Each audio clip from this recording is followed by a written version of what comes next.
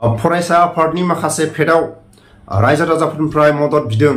उननि समाव जोबथेसालियाव थानाय आरो एक्स एनडिपिनि केसनि जेंना आरो बर' सेंग्रा सिख्लाफोरनि साख्रिनि जेंनानि थाखाय माखासे दिल्लीयाव गुवाहाटीयाव थांनो गोनां जायोबा एक्स एनडिपिफोरनो रायजो राजाफ्रा मदद आरो हेफाजाब हरगोना हरा? नैबे फेदाव नुनाय मदद बिदों सोरनि फेद, सोरनि राइटिं फेद, बिनि थाखाय उननि समाव एक्स एनडिपिफ्रा बिनो गोनां जायोबा रायजो राजाफ्रा हरगोना हरा? लाख लाख थाखा बहानिफ्राय फैखो? 41 था गामिया बिटिआरआव सोसन जानाय लोगो लोगो लाख लाख थाखा बहानिफ्राय? सोरबा प्रमद बर'आ हरखो ना हाग्रामा महिलारिया हरखो बुंस' हाया। नाथाय नैबे आंनि साखाथियाव थानाय नैबे फेदा, बे राइटिं फेदा फरायसा आफादनि। जोंबो खोनादों, जोंबो नुदों। मालाबा समाव दिल्लीयाव, मालाबा समाव गुवाहाटीयाव, मालाबा समाव क'क्राझाराव बिटिआरनि माखासे सिमा बारायनो गोनाङा माला हाबगोन आरो माखासे बर' सेंग्रा सिख्लाफोरखौ साख्रियाव सोसननायनि आरो एक्स एनडिपिफोरनि केसनि माखासे उदां जानाय आरो जोबथेसालियाव थानाय बिथांमोना उदां जानाय, मोनफ्रोमबो एक्स एनडिपिफोरनि केसनि जेंनाया सुस्रांजानाय आरो जायफोर मुंख्लं न'खरफ्रा माखासे न'खरफ्रा साफा साख्रि मोननांगौ आरो एककालीन 5 लाख के मोननांगौ, बेफोरनि माखासे थाबैनो मोननांगौआव मालाबा समाव दिल्ली, मालाबा समाव गुवाहाटी, मालाबा समाव क'क्राझार बेबायदियाव थाखा फैसा नांगौ जायो, जोंबो बुजिगौ। नाथाय माखासे रायजो राजाफोरनिफ्राय खोनानो मोननाय मथे आरो नैबे राइटिं पेडआव नुनो मोननाय माखासे थाखानि अनजिमा गैया। नाथाय माखासे रायजो राजाफोरनिफ्राय मदद बिदों। दिनैनि समाव फरायसा आफादा मदद बिनायाव जोंहा जेबो बुंनांगौ गैया आरो रायजो राजाफ्रा हरो हरा जोंहा बुंनांगौ जेबो गैया। नाथाय उननि समाव जेरैबायदि फरायसा आफादाबो दिल्लीयाव, गुवाहाटीयाव, क'क्राझाराव खस्थ' खालायदों, एक्स एनडिपिनि दैदेनगिरिफ्राबो खस्थ' खालायदों। जेरैबायदि जोबथेसालियाव थानायफ्रा थाबैनो उदां जानांगौ, एक्स एनडिपिफोरनि केसा थाबैनो जोबस्रांनांगौ आरो जायफोर मुंख्लं न'खरनि बिदा फंबाय सोरबा साख्रि मोननांगौ आरो जायफोर मुंख्लं जानाय बिथांमोननि 5 लाख एककालीना थाबैनो मोननांगौ आरो मोनफ्रोमबो बिटिआरनि माखासे गामि सोसनजानाय आरो बिटिआरआव थानाय बायदि माखासे दफाफ्रा थाबैनो मावफुंजानांगौ, बेबायदि खामानिखौ एक्स एनडिपिनि दैदेनगिरिफ्राबो मावगासिनो दं। नाथाय उननि समाव एक्स एनडिपिफ्रा 41 था गामि हाबनाय आरो उनाव हाबबावनांगौ, बेबायदि गामिफ्राव एक्स एनडिपिफ्रा जुदि मदद बियोबा सोरबाफोर हेंथा होगोन नामा? रायजो राजाफ्रा उननि समाव हरगोना हरा? बे मोनसे सोंलु। दिनैनि समाव जों खोनानो मोननाय मथे नैबे फरायसा आफादनि फेदाव जेरैबायदि मदद बिदों, मदद बिनायाव रायजो राजाफ्रा एसेबाबो हरबाय जों खोनानो मोनदों। नाथाय जोंहा रायजो राजाफ्रा हरदों आरो बिदों जा बुंनांगौ जेबो गैया। नाथाय मोनसे खोथाखौ थोंजोङै जुदि बुङोबा जायफोर बिटिआर सागानगिरि प्रमद बर' सारखौ लानानै, एक्स एनडिपिनि दैदेनगिरिफोरखौ लानानै जायफोर सागानगिरिफ्रा दिनै सरकारखौ सालायदों आरो गोहो खुंथायाव दं, माखासे बिटिआरनि सिमा हाबसननाय आरो बिटिआरनि माखासे थाखानाय बायदि दफानि खामानिखौ मावनो थाखाय प्रमद बर'आ गावनि दरमानिफ्राय आबसुनो हरनो हाया नामा? सोरबा प्रमद बर'नि जायगायाव सोरबा गुबुन दैदेनगिरिफ्रा फैयोबा उननि समाव फरायसा आफादनो होगोना होआ? नाथाय दिनै थोंजोङै जुदि बुङोब्ला जायफोर सागानगिरिफ्रानो दिनै सरकाराव दं, जायफोर दिनै सागानगिरिफ्रानो गोहो खुंथायाव दं, अब्ला दिनै मानो रायजो राजाफोरनिफ्राय डनेसन बा मददखौ बिनो गोनां जाखो? प्रमद बर'आ अबे जायगानिफ्राय थांनाय? फरायसा आफादनिफ्राय बिथाङाबो दिनैनि बे गोहो खुंथायाव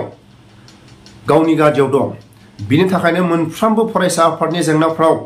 प्रमद बर'आ गावनि जायफोर गोहो खुंथायाव थानाय मास मोनसेनि दरमाखौ बिथांमोना गोनां जायोबा हरनांगोन। आरो जेरैबायदि जों खोनानो मोननाय मथे माखासे बिटिसि बिटिआरआव माखासे दानि गोहो खुंथायाव थानाय जायफोर बिथांमोना माखासे पारसेन्ट लानानै सरकारखौ सालायनो गोनां जायो, बेबायदि माखासे पारसेन्ट लानायखौ फरायसा आफादनि अफिसाव हरनो हागोन ना हाया? आरो मालाबा समाव गबिन्द बसुमतारी फेरेंगा बिथांमोना एक्स एनडिपिनि जायफोर मालाबा समाव दिल्लीयाव, मालाबा समाव गुवाहाटीयाव, मालाबा समाव क'क्राझाराव बेबायदि माखासे जोबथेसालियाव थानाय आरो एक्स एनडिपिनि केसनि जेंना आरो जायफोर मुंख्लं न'खरनि माखासे जेंना, बिथांमोननि जेंनानि थाखाय माबा मोनसे जुदि थांलाय फैलाय जायोबा थाखा फैसा नांगौ जायोबा बिथांमोना गावसिनि मास मोनसेनि दरमाखौ हरनो हागोन हाया एकर्ड जाखांनायनि उनाव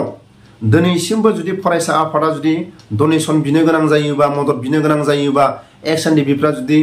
रायजो राजाफोरनो जुदि मदद बिनो गोनां जायोबा दिनैनि समाव प्रमद बर'आ गादियाव थानानै मा लाब दिनैनि समाव फेरेंगा आरो गबिन्दआ थानानै मा लाब गुफुर हालामनि 41 था गामि हाबनाय सनितपुर आरो बिश्वनाथ जिल्लानि 41 था गामि हाबनायाव जायफोर एसे एनै माखासे रायजो राजाफोरनि खाथियाव साहा लोंनो माबा मोनसे सावरायनायाव थाइसे थाइनै नांगौ जायो बेबायदि समाव प्रमद बर'आ माबा मोनसे हरनो हागोन ना हाया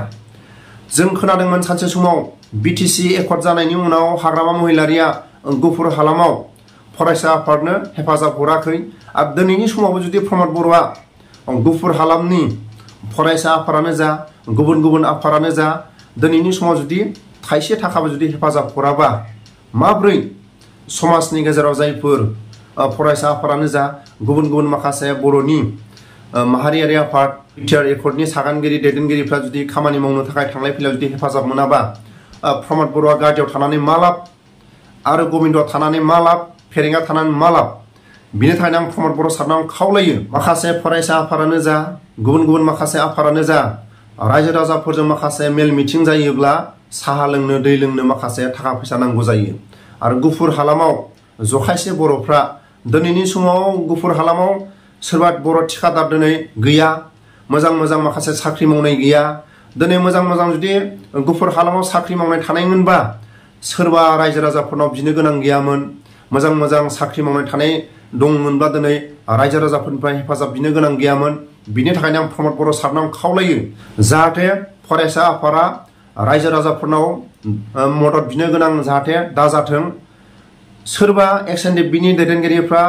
रायजो राजाफोरनाव माखासे जोबथेसालियाव थानाय आरो एक्स एनडिपिनि केसनि आरो जायफोर दिनैनि समाव माखासे जेंनाजों रायजो राजाफ्रा थानो गोनां जानाय बेफोरखौ माखासे जेंनाखौ बोस्रांनो थाखाय मालाबा समाव दिल्लीयाव मालाबा समाव गुवाहाटियाव मालाबा समाव क'क्राझाराव माखासे थांलाय फैलाय जायोबा थाखा फैसा नांगौ जायो बेबायदिखौ प्रमद बर'आ हेफाजाब होनांगोन गबिन्दआ हेफाजाब होनांगोन बर' सारनाव आं खावलायो आरो दिपेन बर' सारखौ आं खावलायो गुफुर हालामानो जा सनितपुर डिस्ट्रिक्टआनो जा बिश्वनाथ डिस्ट्रिक्टआनो जा माखासे थाखा फैसानि अभाब जायो आबसुखौनो होन गुबुन गुबुन आफादखौनो होन मोनफ्रोमबो थाखा फैसानि माखासे जेंनायाव भुगिनाङो मानो होनोबा सनितपुर आरो बिश्वनाथ जिल्लायाव मोजां मोजां बर'नि थिखादार गैया मोजां मोजां साख्रि मावनाय गैया गुफुर हालामखौनो होन राङापाराखौनो होन दिखियाजुलिखौनो होन सोर थिखादार दं बिनि थाखायनो दिनै सोरबा फरायसा आफादानो होन सोरबा उननि समाव एक्स एनडिपिफ्रा माबा मोनसे जुदि हेफाजाब बिनो गोनां जायोबा रायजो राजाफोरनो खांनांगोन रावबो सोरबा थिखादार होननाय बर' मानसि गैया सोरबा मोजां साख्रि मावनाय गैया बिनि थाखायनो दिनै प्रमद बर' सारखौ आं खावलायो ओंखायनो आं प्रमद बर' सारनाव खावलायो जाहाथे रायजो राजाफोरनिफ्राय मदद आरो हेफाजाबखौ बिनो गोनां दाजाथों गोनां जायोबा प्रमद बर'आ गावनि मास मोनसेनि दरमाखौ हरनाय जाथों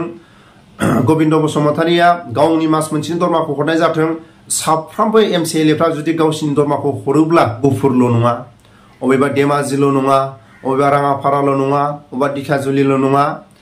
जाहाथे रायजो राजाफोरनिफ्राय हेफाजाब मदद बिनो गोनां गैया बिनि थाखायनो साफ्रोमबो जायफोर एमसिएलए बर'नि एमएलए जायफोर दानि गोहो खुंथायाव थानाय सारमोनहा मास मोनसेनि दरमाखौ हरोब्ला अबेबा गुफुर हालामनि फरायसा आफादा रायजो राजाफोरनिफ्राय हेफाजाब